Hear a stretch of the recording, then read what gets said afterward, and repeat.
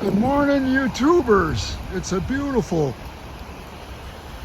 blue sky day, sunny Saturday morning, and the floodwaters have receded.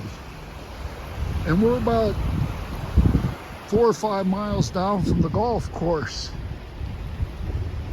And this is the spot where I struck pay dirt last year. And I see 3 more of them buried here in the sand.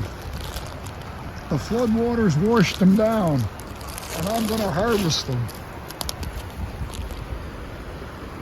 If I can get a digging tool here.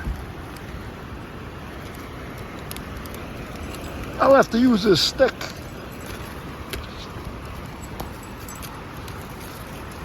Golf ball number 1 on today's catch. See if I can dig it out of there. Oh, that's kind of frozen in there. Oh wait, here's another one that's hiding in the roof.